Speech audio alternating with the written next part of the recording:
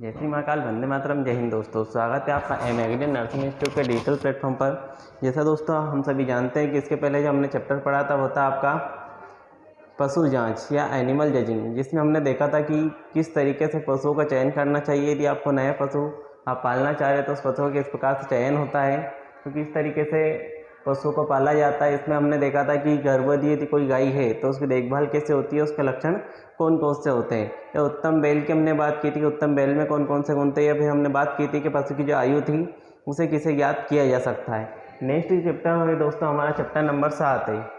Chapter number कौन सा है दोस्तों? अपना चैप्टर नंबर 7 है, जिसमें हम देखेंगे मत्स्य पालन या मछली पालन को, कि मछली पालन या फिश फार्मिंग क्या होती है ना। फिश फार्मिंग में हम देखेंगे। और ये जो चैप्टर है दोस्तों आपका केवल और केवल कितने नंबर का होने वाला है? 2 नंबर का आपका चैप्टर होने वाला है। ये चैप्टर आपको कितने नंबर का है? 2 नंबर का है। आगे बढ़ते हैं, इसमें हम डेफिनेशन देख लेते हैं। फिश फार्मिंग की डेफिनेशन क्या है दोस्तों? डेफिनेशन आपकी सबसे पहले देख लेते हैं, what is called fish farming या व्हाट इज फिश फार्मिंग या मछली पालन किसे कहते हैं। तालाबों, जलाशयों, अन्य क्षेत्रों में मछली पालन करके उनसे आय प्राप्त करना ही मत्स्य पालन कहलाता है। Fish farming is the process of earning income by farming fish in ponds, reservoirs and other water bodies. मतलब तालाबों में, अच्छा दोस्तों एक वर्ड लिखा हुआ है रिजर्वॉयर्स, इसका मतलब होता है आपका क्या? जलाशयों में। कहाँ पर? जलाशयों में। अदर वाटर बॉडीज मतलब कि अन्य जल क्षेत्रों में मछलियों को पालकर उनसे आय प्राप्त करना ही क्या कहलाता है? मत्स्य पालन कहलाता है। ठीक है, 1 मिनट के लिए हट जाते हैं ताकि आपको सही से सब कुछ दिख सके। अगला है कि मत्स्य पालन को किस नाम से जाना जाता है, या साइंटिफिकली जो फिश फार्मिंग है इसे हम किस नाम से जानते हैं? तो साइंटिफिकली फिश फार्मिंग को हम पिस्सीकल्चर के नाम से दोस्तों जानते हैं।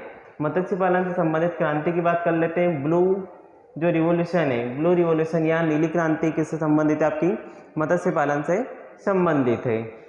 दोस्तों इसके पहले जो वीडियोस आए हैं उन वीडियोस में भी हमने आपको इंपॉर्टेंट क्वेश्चन से बताए हैं कि आपके board 12th board animal science के लिए मोस्ट इंपॉर्टेंट है। इसमें भी आपको बहुत सारे मोस्ट क्वेश्चन बताए जा रहे हैं कि आपके एग्जाम के लिए क्या है, इंपॉर्टेंट है।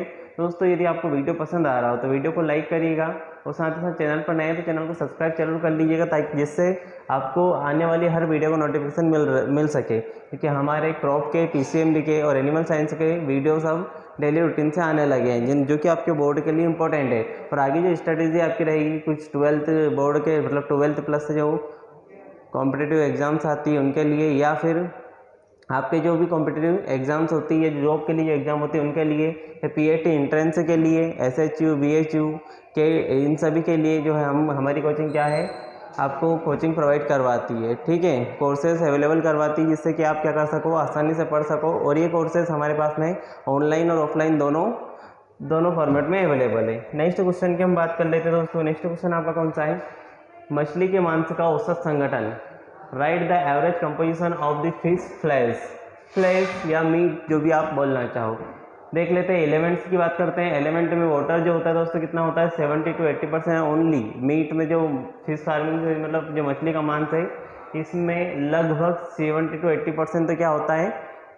पानी होता है। फैट की बात कर लेते हैं, 0.5 से 20% क्या होती है? फैट होती है। प्रोटीन जो होता है दोस्तों पानी के बाद में सबसे ज़्यादा जो कुछ भी यदि अमाउंट है किसी का, तो वो किसका है? कंपोनेंट का है, तो प्रोटीन का है। कितना? 13 to 22% है। जो खनिज लवण होते हैं, मिनरल्स कितने होते हैं? 1 to 3.5% क्या होते हैं इसमें? मिनरल्स या खनिज लवण होते हैं। विटामिन की बात कर लेते हैं, अति सूक्ष्म मात्रा में होते हैं, इन ट्रेस अमाउंट, मतलब बहुत कम मात्रा में क्या पाए जाते हैं? विटामिन पाए जाते हैं। लेकिन प्रोटीन 13 से 22% क्या होता है इसमें? पाया जाता है।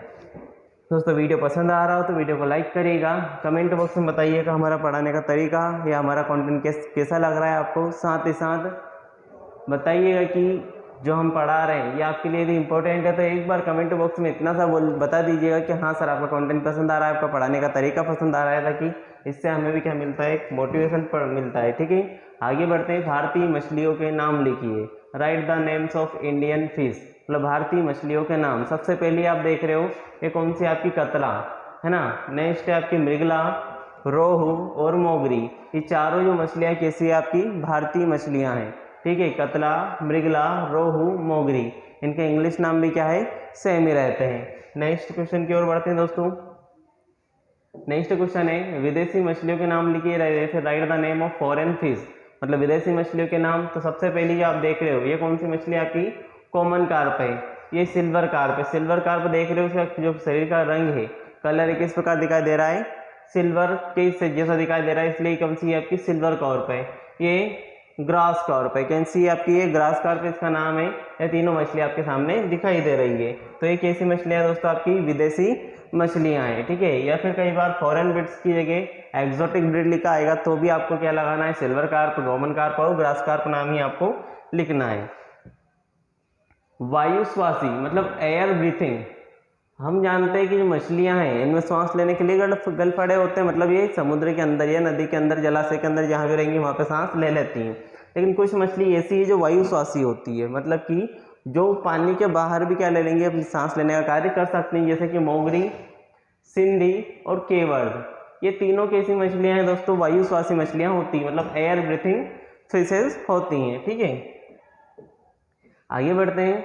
मैंने आपको आपके दोस्तों का भला करने का एक तरीका भी बताया हुआ है, किस प्रकार किया जाता है आपको मालूम है, आपने पहले के वीडियोस देखे होंगे तो उसमें मैंने बताया आपको किस प्रकार करना है। बस कुछ नहीं, अपना जो लिंक है वीडियो का, इस लिंक को आपको आपके दोस्तों के पास में व्हाट्सएप के थ्रू पहुंचा देना है, ताकि वो भी इसको अच्छे से पढ़ सकें और आने वाले एग्जाम से अच्छे नंबर ये कवर कर सकें, ठीक है। नेक्स्ट है आपकी कतला मछली, मतलब कुछ प्रमुख मछलियों के जंतु वैज्ञानिक नाम है ना, साइंटिफिक नेम उनके।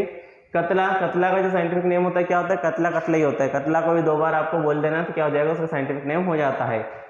फिर आपकी मृगला, मृगला जो होती है, मृगला, मृगल लिखा हुआ लेकिन नाम क्या है इसका, मृगला, ठीक है।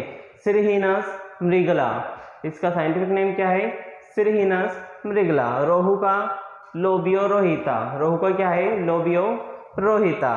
कॉमन कार्प जो है दोस्तों, इसको अपन साइप्रिनस स्कॉर्पियो के नाम से जानते हैं। कॉमन कार्प को क्या, साइप्रिनस स्कॉर्पियो के नाम से जानते हैं। और मोगरी जो है दोस्तों आपका क्लेरिस बट्रेकस के नाम से जाना जाता है। किस नाम से, क्लेरिस बेट्रेकस के नाम से इसको अपन जानते हैं। क्लेरिस बेट्रेकस के नाम से इस मछली को जाना जाता है। तो ये वैसे अधिकतर साइंटिफिक नाम से पूछे नहीं जाते हैं, जो पूछे जाते हैं उसमें जैसे महत्व पूछा जाएगा मछली पालन का, इंपॉर्टेंस ऑफ फिश फार्मिंग, या फिर कुछ मछली विदेशी मछलियों के नाम पूछ लेंगे, जो फॉरेन ब्रीड्स हमने देखी, इंडियन ब्रीड्स के नाम पूछ लेंगे फिशेस की। साथ ही साथ आपसे पूछा जाता है कैरेक्टरिस्टिक्स ऑफ कतला फिश, ठीक है।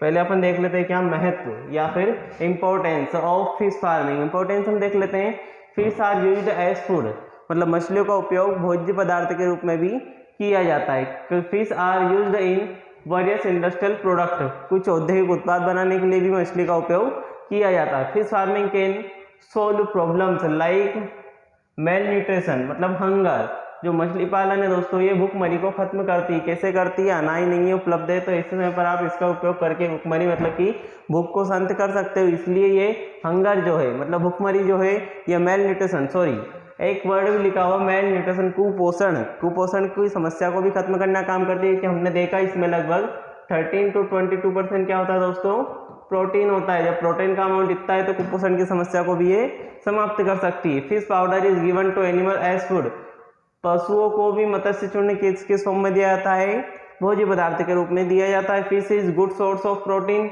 ये क्या है भैया, प्रोटीन का एक अच्छा स्रोत माना जाता है। Containing 13 to 22% of protein, used in the production of food fertilizers, और इसका उपयोग खाद्य पदार्थ या खाद्य उर्वरक को तैयार करने के लिए भी किया जाता है। इसके अलावा परिवार के लोगों को रोजगार की प्राप्ति होती है, ठीक है। ये भी इसमें आप एक ऑप्शन जोड़ सकते हैं, मतलब सॉरी एक पॉइंट जोड़ सकते हैं, परिवार के लोगों को रोजगार की प्राप्ति होती है।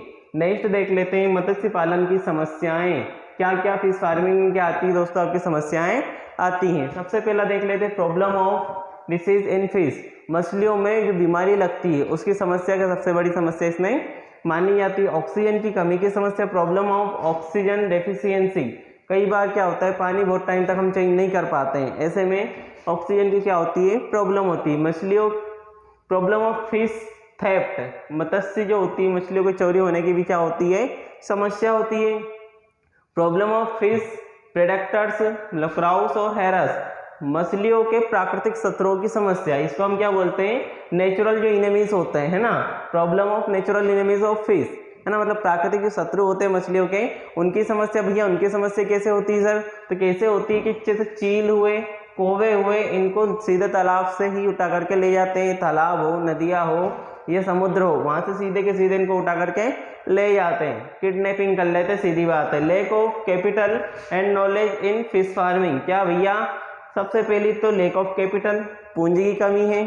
दूसरा लैक ऑफ नॉलेज, ज्ञान का भी अभाव है, इस कारण भी मत्स्य पालन हम आसानी से नहीं कर पाते। नेक्स्ट क्वेश्चन की ओर बढ़ेंगे दोस्तों।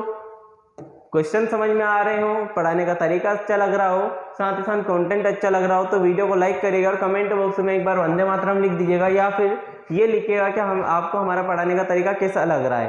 पढ़ाने का तरीका सही लग रहा है तो हमें मोटिवेट करने के लिए कमेंट में कुछ बताइएगा कि आप सर ऐसा पढ़ा रहे हैं, होता है ना सर बहुत अच्छा पढ़ा रहे हो, वंदे मातरम लिख दोगे तो भी हम उसे समझ सकते हैं। नेक्स्ट क्वेश्चन इंपॉर्टेंट क्वेश्चन है दोस्तों, मोस्ट इंपॉर्टेंट क्वेश्चन माना जाता है इसको कि मत्स्य की कतला मछली की विशेषता लिखिए। Write the characteristics of Catla fish. दोस्तों Catla fish it lives on the water surface, या क्या पानी की सतह पर रहती है, ठीक है। It feeds on microscopic organism and aquatic plants, ये क्या करती है दोस्तों, सूक्ष्म जंतु और वानस्पतिक प्लवक को खाती है, ठीक है। मतलब कि एक्वाटिक प्लांट्स मतलब वानस्पतिक जो क्या होते हैं आपके प्लवक, वानस्पतिक प्लवक जो होते हैं उनको खाने का कार्य ये करती है। Its food is easily accessible, और इसके आहार की प्राप्ति क्या हो जाती है दोस्तों, आसानी से हो जाती है। This fish gains 1 kilogram of weight in a year, बहुत तेजी से इसका वजन बढ़ता है, एक साल में 1 किलोग्राम इसका वजन क्या हो जाता है, बढ़ जाता है। यह जो भारतीय मछलियों में सबसे तेज वृद्धि करने वाली मछली है। It is a fastest growthing fish in India, ठीक है। ये ऑप्शन आप जोड़ सकते हो कि यह सर्वाधिक मतलब सबसे तेज वृद्धि करने वाली मछली है। इसके बाद दूसरे नंबर पर जो मछली आती है तेज वृद्धि करने वालियों में, वो रोहू आती है, ठीक है। पहली कौन सी आपकी कतला फिश है। आगे बढ़ाते हैं, वीड फिशेस किसे कहते हैं, ये वीड लिखा हुआ है, वीड बोलेंगे या वीड है ना, वीड फिशेस किसे कहते हैं दोस्तों। एक शब्द आपने क्रॉप साइंस में सुना होगा, वीड शब्द। वीड का मतलब होता है अवांछित, क्या होता है, अवांछित या फिर अवांछनीय। तो वीड फिशेस भी हम किसकी बात कर रहे हैं, ऐसी मछलियां। वीड क्या होता है, अवांछित, जो कि उगाएगा खेतों में, उगेगा और उगकर क्या करता है, दूसरी फसल अन्य अनाजों के साथ में प्रतियोगिता करता है, किसके लिए, दाने के, मतलब कि न्यूट्रिशन के लिए, पोषक तत्वों के लिए। वैसे ये मछलियां होती वीड फिशेस, ये क्या करती हैं, बड़ी मछलियां होती तालाब जलाशय में पाई जाती है, छोटी मछलियों से कॉम्पिटिशन करेंगी फूड के लिए या फिर सीधे इनको खा जाएंगे, ठीक है। ऐसी मछलियों को हम वीड फिशेस कहते हैं। ऐसी अवांछित मछलियां की नस्लें जो अत्यधिक वृद्धि कर अन्य वांछित या उन्नत नस्ल की मछलियों को खा जाती हैं, उन्हें भोजन के लिए प्रतिस्पर्धा में पीछे छोड़ देती हैं, वीड फिशेस कहलाती हैं। दीज आर अनवांटेड फिश, कैसी अवांछित मछलियां हैं। स्पीसीज दैट, मछलियों की कौन सी अवांछित स्पीसीज मतलब प्रजातियां हैं, that grow excessively and eat other desired, क्या करती है, बहुत तेजी से वृद्धि करती है और अन्य वांछित मछलियों को, है ना। डिजायर्ड एंड एडवांस्ड फिश मतलब वांछित और उन्नत नस्लों को, फिश स्पीसीज और आउट कम्पेट, एक तो खा जाएंगी, दूसरी पहली बात तो, दूसरी बात आउट कम्पेट, उनसे क्या करेंगी, कंपटीशन करती है, ठीक है, प्रतियोगिता करती है। देम फॉर फूड, किसके लिए प्रतियोगिता होगी दोस्तों, जैसे कि वहां पर न्यूट्रिशन के लिए हो रही थी, यहाँ पर फूड के लिए क्या होती है, प्रतियोगिता होती है। This are called weed fishes, इन्हीं को हम किस नाम से जानते हैं, अवांछित मछलियों के नाम से जानते हैं, अवांछनीय मछलियों के नाम से जानते हैं, या फिर वीड फिशेस के नाम से जानते हैं। वीड फिशेस के हम नाम देख लेते हैं दोस्तों, पोठिया या पुंटी होती है, मोबा होती है, कोलिया, खेरा, एजोमस, लेबुका, कोटियो, क्लेबाचेला और चंदा, ये सारी की सारी मछलियां कैसी होती है आपकी दोस्तों, अवांछित या फिर वीड फिशेस होती हैं। यहाँ होता है आपका fish farming, and fish farming में जो भी इंपॉर्टेंट क्वेश्चन थे हम करवा चुके हैं, 1 या 2 क्वेश्चन, हो सकता है कि इसमें से 1 आध क्वेश्चन कम करके 1-2 क्वेश्चन बढ़ाए जाएं।